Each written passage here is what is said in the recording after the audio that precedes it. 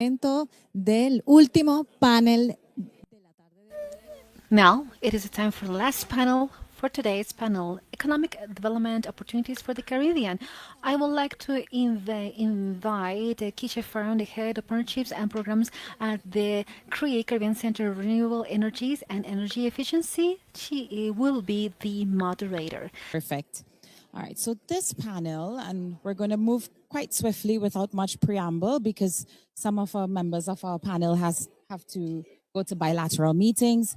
But this panel will explore the Caribbean's potential as large ocean states, uncovering a geography of opportunities where innovation and stability can become concrete engines of growth.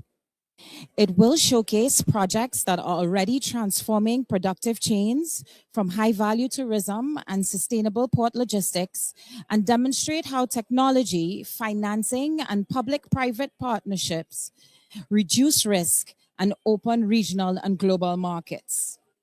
In the Caribbean, energy is no longer just about power generation. It's economic infrastructure that underpins tourism, ports, food systems, digital services, and climate resilience. High energy costs and fuel volatility continue to erode competitiveness across productive sectors. When energy is planned, however, as an enabler of value chains, it becomes a tool to lower operational costs, improve resilience to climate shocks, and unlock private investment across multiple sectors.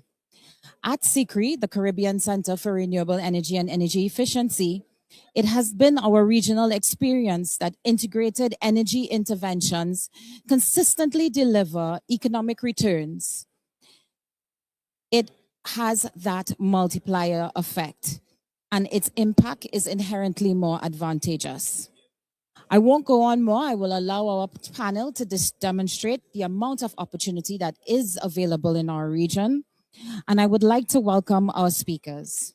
We have Honorable Auburn Hill, Minister of Industry, Investment, and Commerce of Jamaica. Welcome, Minister. We have Honorable Minister Michael Halkitis, I hope I pronounced that correctly, Minister of Economic Affairs of the Bahamas. We have Dr. Didicus Jules, the Director and Secretary General of the Organization of Eastern Caribbean States. And last but certainly not least, we have Raquel Moses, the CEO of the Caribbean Climate Smart Accelerator. So in the interest of time and to allow Minister Hill the opportunity to duck out if he has to his bilateral meeting, I'm going to start with Minister Hill. Minister Hill, we heard a lot from your Prime Minister this morning and from your Minister of Foreign Affairs that Jamaica's IMF-supported reform program has been widely recognized for strengthening macroeconomic stability and investor confidence.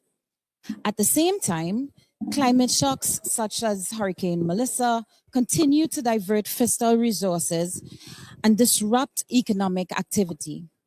From your perspective, what economic opportunities remain out of reach for Caribbean countries because of these recurring climatic events, and what changes would be needed to unlock them?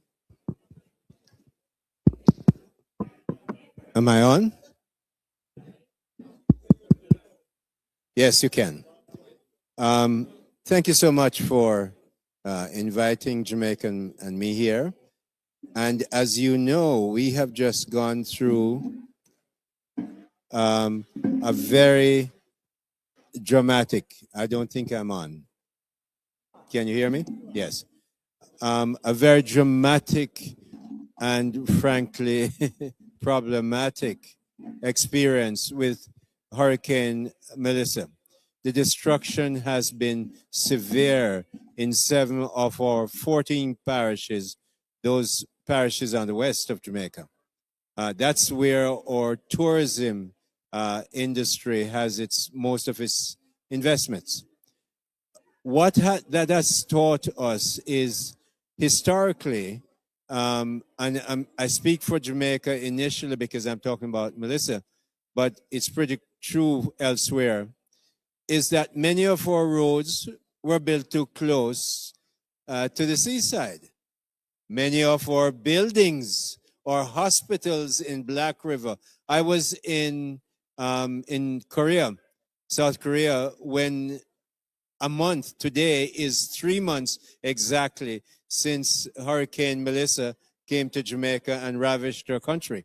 When I was in Korea looking at the ad, instead of, I remember all the places I've been around the world, there's Bob Marley, Usain Bolt, sometimes the Prime Minister as fixing the country. This time all you could see is devastated Black River. The hospital, the roof was gone. It was just a few hundred feet from the sea. The port and all the cathedral, all gone. And so we realize as we look at that, and Falmouth and Lucy, is that we in the Caribbean, and certainly in Jamaica we have built too close to the sea. So what are we going to do next time? We're building, we are building back, but not so much building back, building for the future with tremendous resilience and intention and purpose. And that means, therefore, that we have to build differently. We're going to probably move the town of Black River 3 kilometers inside from the coast. We're going to make sure the bridge over the river is not just a few hundred feet up, but 3 kilometers up, and will be a much longer span. The same thing will have to happen in Falmouth and Lucy as we look at those ports. But as we see what the climatic damage can do, we then have to look at what are the big things in the Caribbean. One of the first thing is energy. Cree told you that.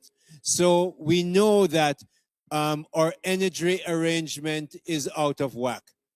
Yes, we have lots of sunshine, but you don't have the PSI, the power to drive turbines that have to start at a very high PSI to get the engines running. So we are still going to be linked with fossil fuel for a while. How do we make that better, cleaner, and more efficient? And which part of the fossil fuel arrangement we look at? And we in Jamaica, Prime Minister Holness, has put everything on the table.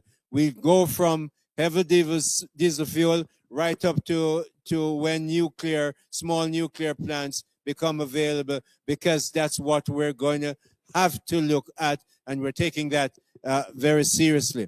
So the development that we see in the Caribbean is, yes, based on energy, based on being resilient as we build for the future, make sure our debt situation has come down. Yes, we brought it down from 135 to 60. A little hiccup with Melissa. Takes us a few years to get back, but we're staying on course. You heard the Prime Minister this morning. Very disciplined, very focused, and we're not going to be pushed off that track that we have to, because we know, I'm a banker all my life. I know how difficult debt is. I lend money all my life. So I know that you have to be careful of what you can get. In fact, in the past 10 years, to get our debt to GDP down, we have been careful not to borrow very much at all, if anything. You can't continue with that. We're not going to have to borrow. But when we spend, it's going to be investment. It's not going to be just to buy cars and clothes and pretty stuff. It's going to be investment to create jobs and create resilience into the future for our economy. And as we go around the world, and that's part of my job, my friend from Bahamas knows, we go around the world and we take business missions to say, buy Jamaican products, buy Jamaican services, but come to Jamaica and invest. Because of why? We have a currency that is not controlled. We make sure the Bank of Jamaica is independent. It doesn't have to ask the Minister of Finance when rates should go up or down, or the Prime Minister or me or anybody else. They're independent. They have one mandate. The Federal Reserve has two. They have to look after inflation and employment. We say no. We run the government. We will handle unemployment, which is now down to a historic low of 3.3%. You handle inflation, one mandate. That central bank is independent. You bring clean money into Jamaica, take it out, you don't need any approvals. And so we have those institutions that must be strong and strengthened. We have a fiscal a commissioner that looks at how our budget before we spend it. So we put discipline and resilience in place. Those are three of the things. Yes, we have to get education right, and we have to get our the ICT projects right. But Jamaica is serious. The Caribbean, given what has happened in the recent past, both in climate and geopolitical arrangements, will have to get serious. And Latin America and the Caribbean must come closer and join closer in what we do to make sure we're a strong region. Yet when we speak, people will listen. Thank you very much. Thank you very much. Thank you very much for that intervention, Minister Hill. What I'm hearing you saying is that Jamaica is open for business, Jamaica is open for partnerships, and Jamaica is actively building its private sector, which I feel segues really well into my question for Raquel. So much of the innovation in the Caribbean is coming from entrepreneurs and MSMEs, particularly within the climate space. So from your work, what are the biggest barriers preventing these businesses from scaling? And what types of financing or partnership models are proving most effective in overcoming them? Thank you so much for that really interesting question. Just so that I'm sure that you're hearing me, raise your hand if you can hear me. Excellent, great. I have three questions for you. The first question is, which of you are from countries that are water scarce? Barbados, okay, I'm like, I know Barbados is. Which of you are from countries that need reforestation? Well, certainly, okay, great, Brazil does. And which of you are from countries that need to be more food secure? That should be, yes, everybody but Guyana in CARICOM has the ability, cannot feed themselves. And so when we're looking across at innovation, what we're seeing, especially in our pipeline, there are three projects that I wanted to point out to you. One of them is Eco Car Wash, and they have just come through our innovation fund. We are in the process of providing them with a success grant. We're helping them to prepare their project so that they're investment ready. And they have created an innovation that not only uses 178 liters of water less, so they use 2 liters, whereas a normal car wash will use 180 liters of water to wash a car. They are now in 9 countries, 3 Caribbean countries and 6 African countries, and they are continuing to expand. They have created a soap that now creates less environmental damage than the regular soap that you will use to wash a car. And these are the kinds of innovations that we want to see grow and scale. The second innovation is, and I hope this is a surprise for you, is Regreen, which is a Brazilian company that recently won Earthshot. And it was nominated by none other than our previous director of projects, Keisha Farnham. And I was waiting to have a public That's opportunity. A really nice surprise. And they are using AI and innovation and satellite imagery to reforest the deforestation that's taking place and partnering with the private sector in order to be able to fund that. And then the last example, and all three of these companies are at different stages. The last example is a company out of Guadeloupe, and they're using AI plus satellite imagery again to look at create growing cooperatives to look at when fruits are going to bear and then flash freeze them for production and export. And all of these three examples are great examples of innovation. And what we need in the financing is the missing middle. We have lots of debt, as everyone has pointed out. We don't have a great deal of equity. And so we're working with the environment. There are also lots of different new equity providers that are coming in. And not only are they providing equity at various levels, which is great, they're also looking at how do we build this value chain. So, for example, in the region, we have enough chicken producers that if they were able to scale, they could provide all of the poultry that the region needs. But we're importing all of the feed for the poultry. So we have an opportunity to create and build out that value chain, to create the feed for those chickens, to then create regional food security.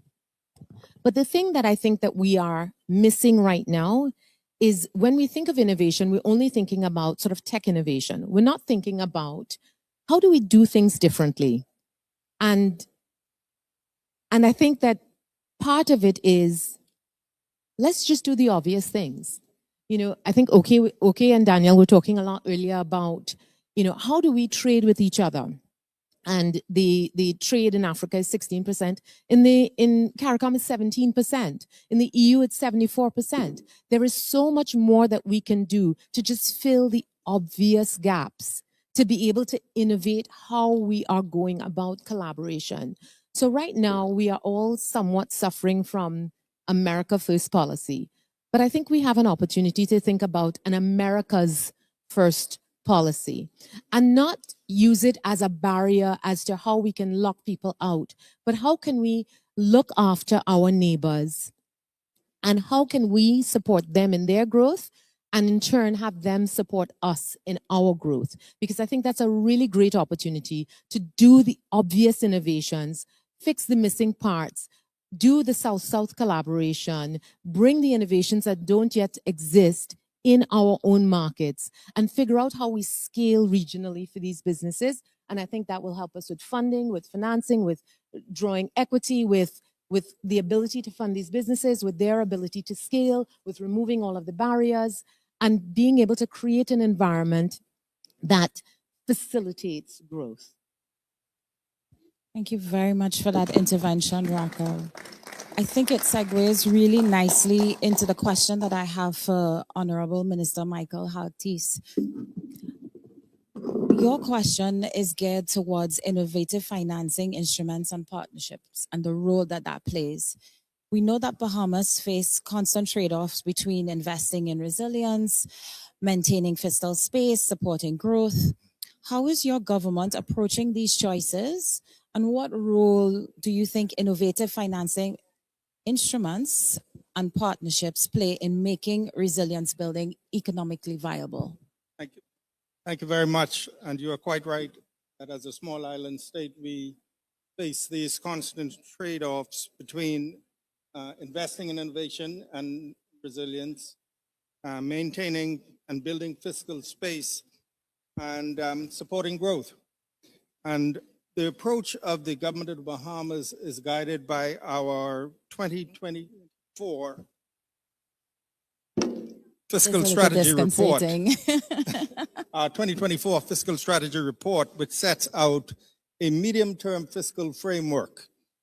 And this is guided by our Public Financial Management Act. And so firstly, fiscal discipline is key. And as with all Caribbean nations, and I believe all nations in this region, we faced significant economic contraction following COVID-19. We had double-digit deficits. We managed to reduce that to 3.8% in 2022, 2023. We realized a deficit of 0.5% 2024, 2025, and we are forecasting a 0.5% fiscal surplus, budget surplus for this year. And those results were underpinned by, of course, the rebound in the economy, but as well improved revenue administration and cost containment. Our goal is in the medium term to have revenue to GDP of 25%, expenditure to GDP at 20%, and in capital expenditure at 2.5% roughly. And so we believe that with this structure, we are ensuring fiscal sustainability while still having room to invest in resilience. The second thing is that resilience is embedded in our spending priorities. And so disaster risk identification and mitigation strategies are explicitly integrated into our fiscal planning.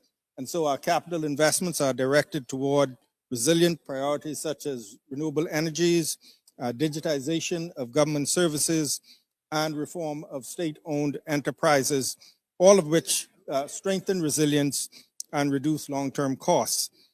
We have also amended our public procurement legislation to ensure that small entrepreneurs, smaller business people have an opportunity to participate in this growth.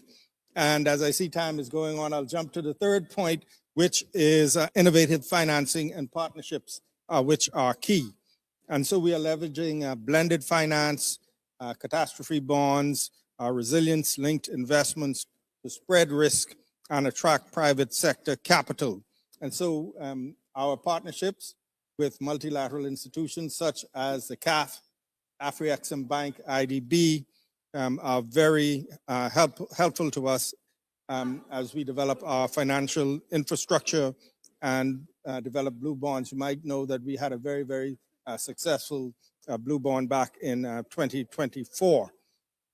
We are pursuing public-private partnerships that, for the most part, are directed towards infrastructure. In our islands, we are an archipelago, and so we are investing significantly in airport infrastructure to move not only people around from without the country into the country, around the country, and we're hopeful, again, that that helps us to facilitate trade. We're pursuing a public-private partnership project in the southern part of the Bahamas aimed at shipping and logistics. And so if I were to sum it all up, resilience and growth are interrelated. And as everyone has said, we're living in a very, very challenging time, not only economic, but political as well. And so resilience is key. And at the beginning, as I said, the first point is to make sure that we have that fiscal discipline and recreate that fiscal space so that we can pursue those objectives. Thank you so much. You definitely have a plethora of instruments and solutions that you're using collectively to get to your end goal. And Dr. Jules, I feel like you wrap this up perfectly for us because you are at the intersection of all of it, right? All of the thematic areas. You are at the intersection of government interventions as well as private sector interventions for the Eastern Caribbean states. And so when we look at the OECS has been at the forefront of regional ambition, and particularly within the areas of education reform, energy transformation, regulatory harmonization. From your perspective, where are the most tangible opportunities for deeper OECS level coordination to unlock economic growth, especially given the region's shared constraints around scale, capacity, and climate vulnerability?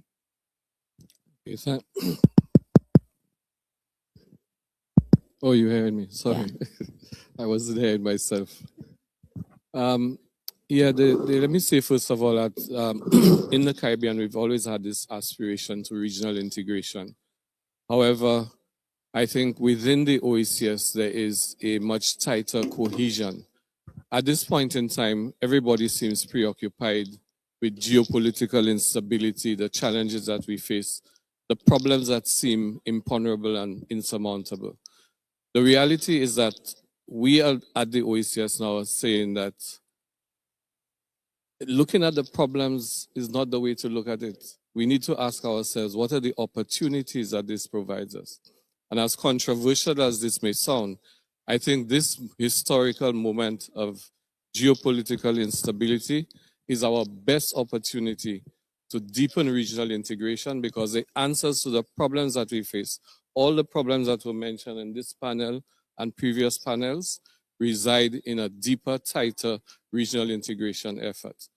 And we have the answers to those things.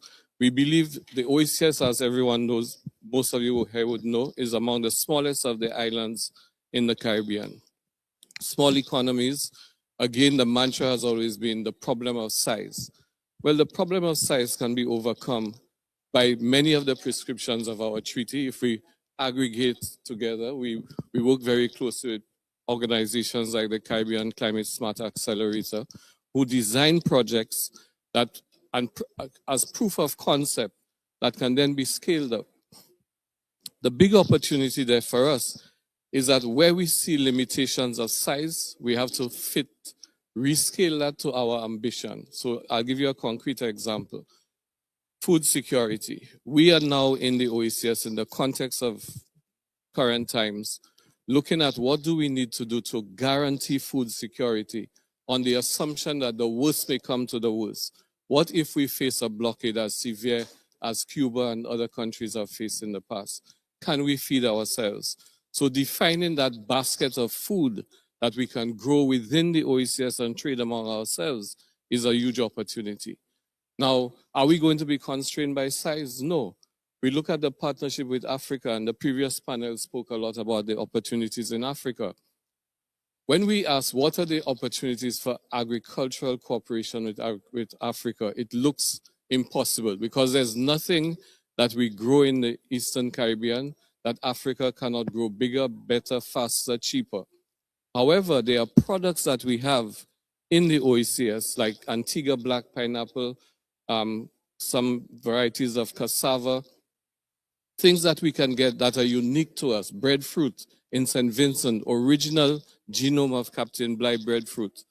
How can we take the genomes of these things and ensure world intangible heritage status, just as Jamaica has done with Blue Mountain coffee, that we control that?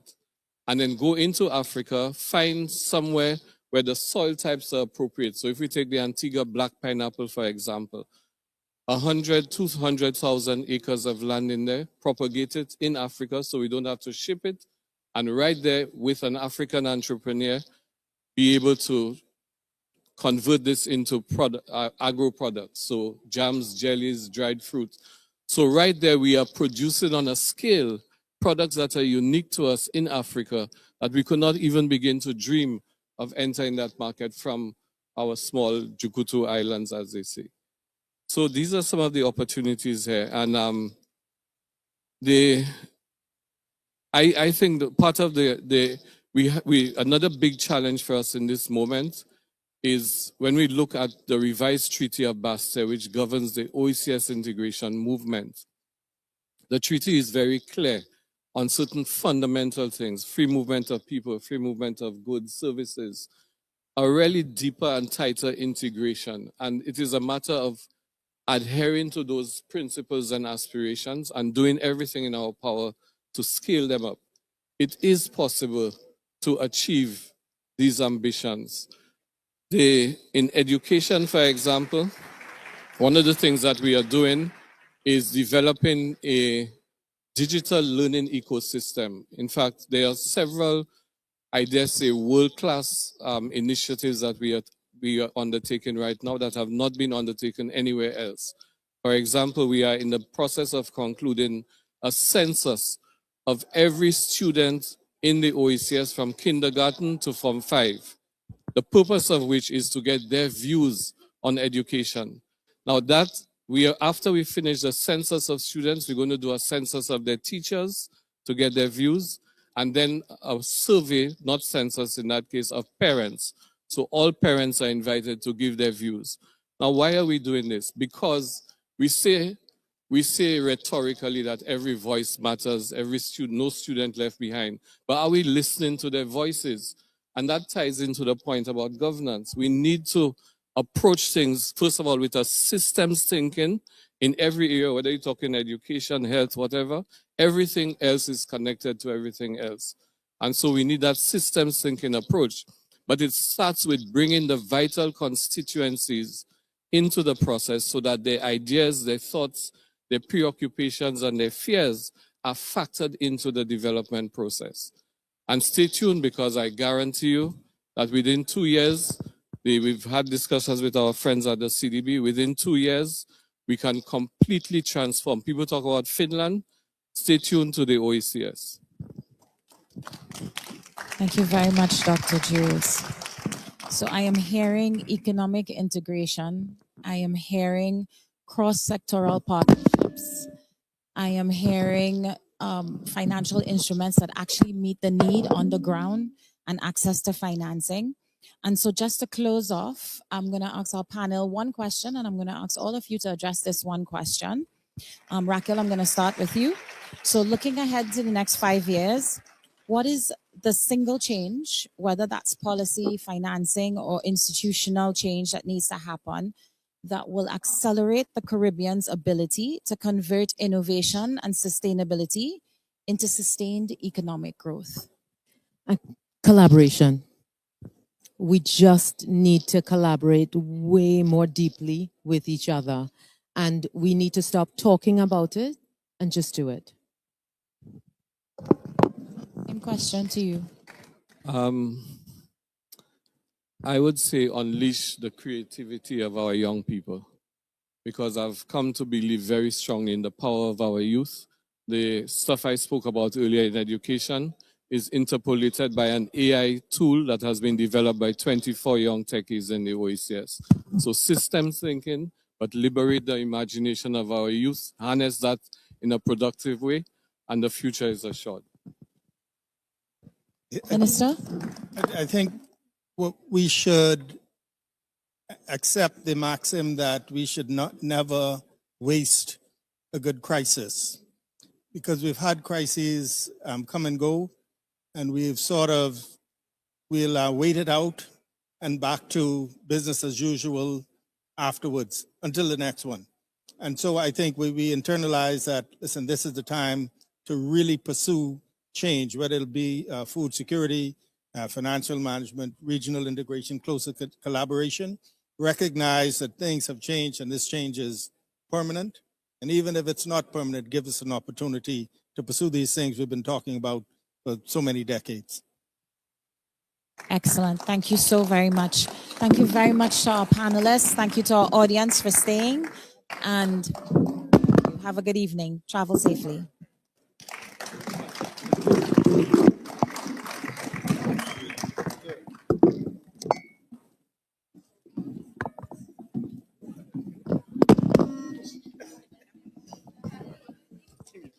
Conversación tan importante. No olviden, por favor, compartir en sus redes sociales todo lo que han vivido el día de hoy con Forget to share everything in the social networks with the hashtag ForoEconómicoCAF, and to follow us in our social networks and X, Instagram, Facebook. Thank you so much for joining us in the LAC Inspira conference room, and we will see you tomorrow.